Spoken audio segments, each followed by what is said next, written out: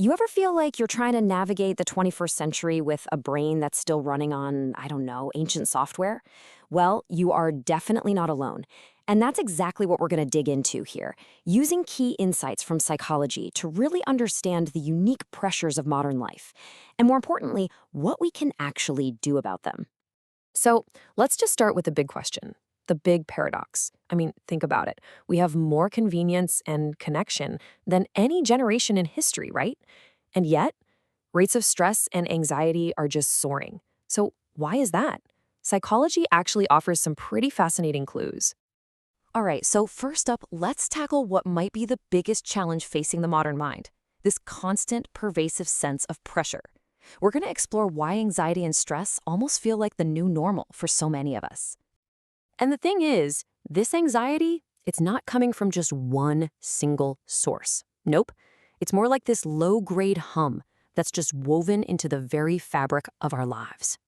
Let's look at a few of the biggest sources that all kind of feed into each other. A big piece of the puzzle? Our jobs. With the gig economy and technology changing at lightning speed, there's this constant underlying sense of economic unease. And that feeling of unease, it gets cranked up to 11 when we look around and see these huge financial gaps between people. That can really fuel feelings of inadequacy and unfairness, and both of those are powerful psychological stressors. Then you layer on top of that the relentless 24/7 news cycle. I mean, our brains are just getting fire-hosed with one global crisis after another. We're just not built for this constant barrage, and it keeps our nervous systems pretty much on high alert all the time. And hey, if you're a parent, wow, the pressures today, social, financial, they've never been higher. It's a whole different ballgame compared to what previous generations had to deal with.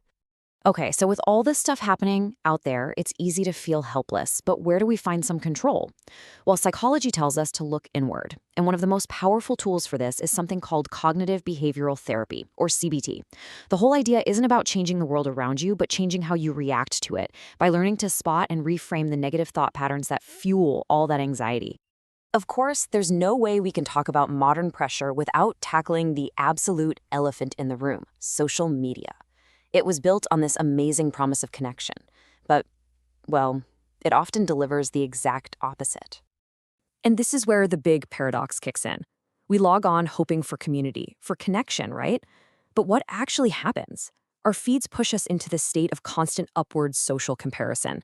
It's a psychological recipe for feeling inadequate, and the research on its effects is, well, it's clear and pretty concerning.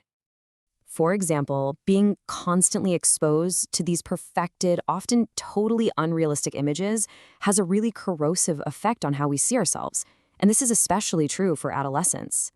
But it's not just the content. It's the very design of the apps, the notifications, the variable rewards, that infinite scroll. It's all literally engineered to be addictive. It taps into the exact same dopamine pathways in our brains as something like gambling. And here's the ultimate irony in all this. These platforms, built for connection, often end up making us feel even more lonely and isolated because they turn us into spectators of everybody else's curated highlight reels. But hey, psychology isn't just about diagnosing all the problems. It's also about building solutions. There's this whole amazing field known as positive psychology that basically flips the script. It shifts the focus from what's wrong with us to what's right and explores how we can move from just surviving to actually thriving. So this science of well-being has identified a few key psychological strengths we can all develop. The first one is grit. You can think of it as a mix of passion and perseverance for really long-term goals. It's the engine that keeps you going when your motivation starts to fade. And closely related to grit is resilience. Now, this isn't about being untouched by hard times. It's about your capacity to bounce back from them. It's about your ability to bend without breaking.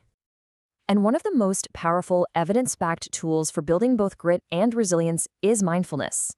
It's really just this simple, trainable practice of focusing on the present moment, which allows us to break free from those endless cycles of worry and react to life a little more intentionally. Okay, finally, to effectively use any of these tools, you have to kind of understand your own psychological operating system. And this is where personality psychology provides an incredible map for self-knowledge.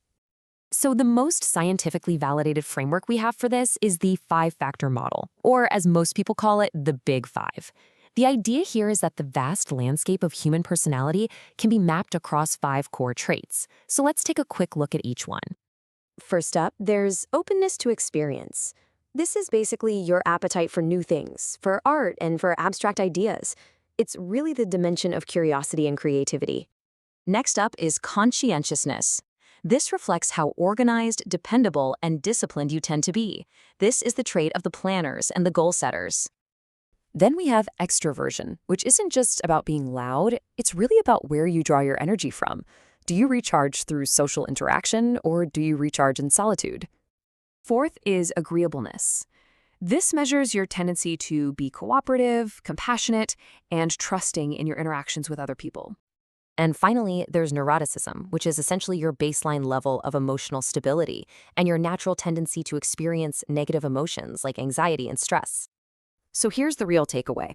Understanding the external pressures, the technological traps, and your own personality traits, this isn't just interesting information. It's the toolkit for intentional self-improvement. Knowing you're high in neuroticism, for example, might make mindfulness a non-negotiable practice for you. These aren't just labels, they're levers you can pull. So the real question is, how will you use this knowledge to build a more resilient mind?